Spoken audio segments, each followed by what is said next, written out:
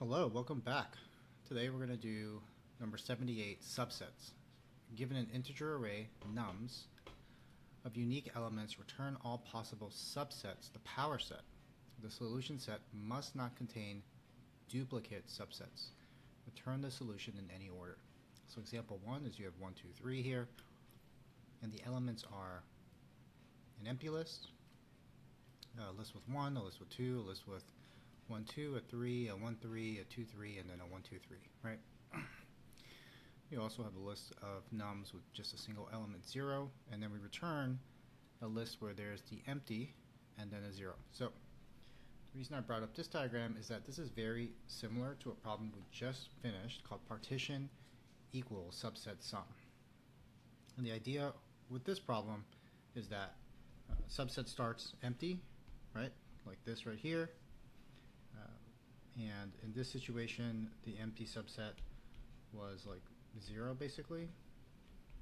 And then you go through all the elements, right? A, B, C, and for each element you do this copy procedure, right? Where you're copying it, adding A to it, copying it, adding B to it, copying it, adding C to it. So this is pretty much the same procedure, and I just wanted to show that that there's essentially a generalized way to do subsets, and it works for this problem as well, right? So let's take this example that we have here, right? We have 1, 2, 3, and these are the elements that we want to put in the subset, and there's some idea of an empty element, right? Where essentially these are all empty, and what value would that be in this specific situation? That would be an empty array. Okay, so we want to add 1 to all these, right? So we're going to make a copy of this, right? And we're going to add 1 to all of them, right? So let's do plus equal 1 here, and that is all the subsets if you just had 1, right? And this plus in Python will make it look like this, right? So what do we do when we add 2? Well, to add the 2, we make a copy of all these, right?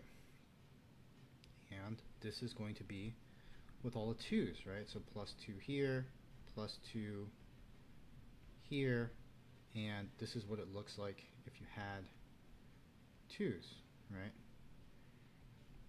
And then we handle the 3. The 3, it's the same exact process every time. Essentially make this copy, right?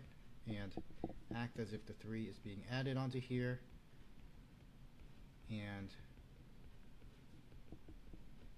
the 3 is added onto here. And then everything here now at this point, or let's say everything here is the results, right? Here's the results of everything that we want to return out of this function.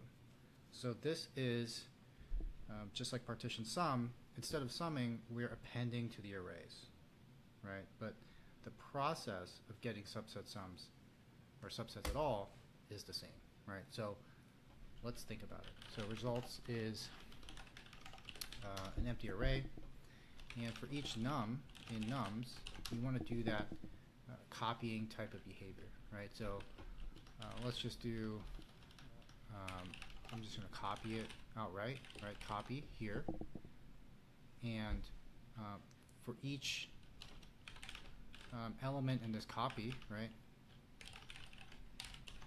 we can append. So let's start, results has to start off with something. So it starts off with this empty list, right? And if for each element in that copy, we're going to append it to results, right? So results append. And the reason we're copying is because we're changing results here, and we don't want to mutate something we're iterating over while we're iterating over it, right? So what do we append? Well, what is the new value, right? The new value is, I'm going to use a pen here, something like this one, right? So this element plus essentially concatenating these two elements, right? So a new element where it is L plus this num that we're iterating over, and we're going to go ahead and append that new value. right? So this code is going to do, and at the end of it we want to return results. This code is going to do what we just drew here, right? So let's imagine, just walk through the code. Let's imagine we're iterating over 1, 2, and 3, and then the first thing we're iterating over is the 1, right? So what goes into results? I'll make this a comment here. So what goes into results? Well, it's this plus the 1, which equals an array that's just 1, right? So this this goes into results, right? All right, so now we're iterating over the next one. We're iterating over 2. Well, what do we add to the 2? Currently, results has this, and it has this, right? So we're going to add the 2 here. We're going to add the 2 here, right? And what does this equal? An array of just 2. This equals 1, 2. This gets put into results, right? And then we iterate over the 3. And then what is the 3? Well, it has all of these, right? So it has this element 1. It has this element 2, it has this element 1, 2. It also has the empty element, right? So we have to remember that it also has the empty element. So we, do a 3 here, and hopefully you get the pattern.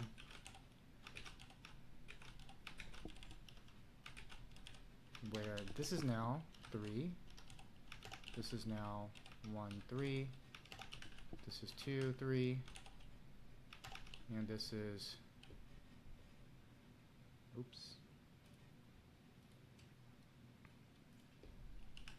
this is 1, 2, and 3, right? So in the beginning, results was just this. We're adding the 1, and then, right, so results in the beginning, it starts off as this, and then we have the 1, and then we have the 2, and then we have the 3, right? So in the end, results is the accumulation of all these values, right?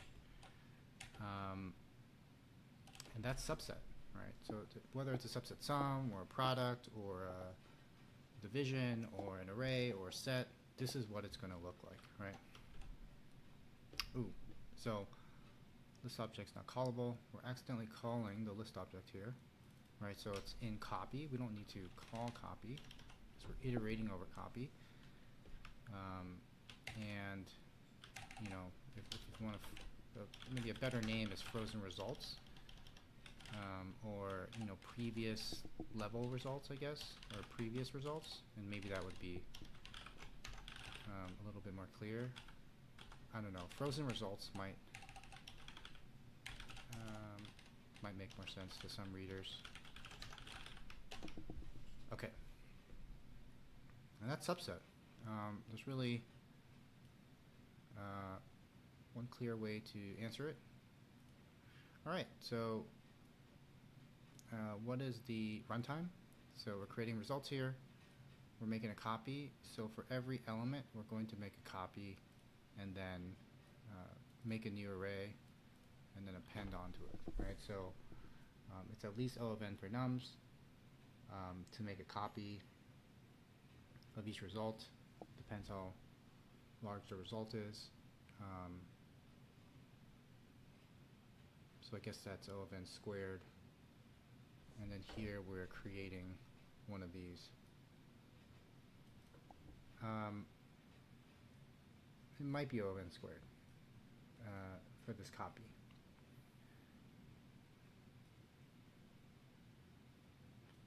So is there a faster way to do this? Well, we do know that everything is unique, so maybe that does help us. But in terms of the interview, in terms of the algorithm, this is a pretty clear way to do it, and pretty hard way to forget. So what we could have done is we could have gotten the last index of results, and instead of making this copy, we could iterate from 0 to that index, right? So I wonder if it could make sense if I do it here.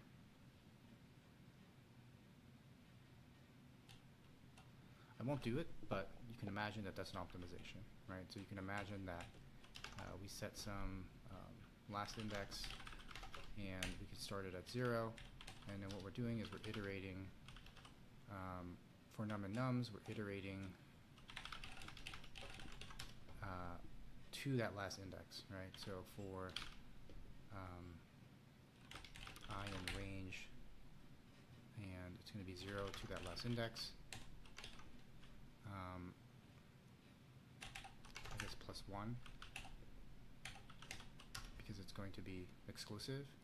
Then we're going to do results append and this value right here, right, the new num. And then at the end of this, right, when we get to this num's here, then we change the last index to some value, right? So how would we change it to some value?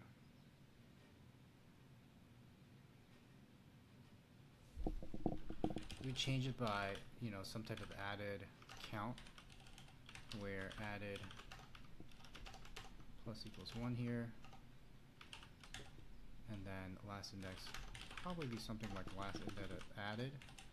So let's say in the first one we add 1, so it's going to be 0 plus 1, right? And now the last index is 1, and then in the second one we add 2, so it's going to be 1 plus 2, so it's 3, and then the last index will be 3, and it's going to be 0, 1, 2, 3, and then in this one it's going to be 4, 3 plus 4, 0, 1, 2, 3, 0, 1, 2, 3, 4, 5, 6, 7, and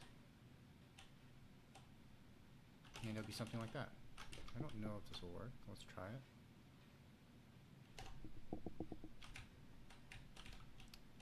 Did not put an L here. An element is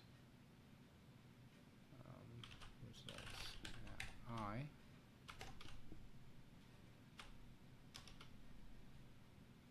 Okay, so a little bit faster, but essentially the same algorithm. Here I do the copy. The copy is way more convenient to visualize, and this is a little bit harder, but you know, let's run this again, see if the runtime actually improves that much. Okay, so I beat 99% of people in runtime.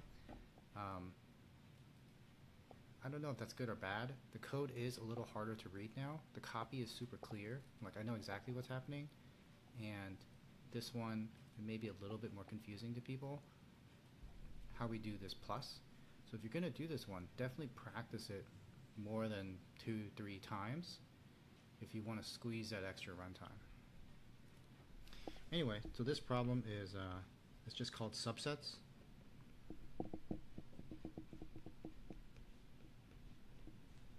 And it's, you know, it's this actual solution, right? So this is a solution right here.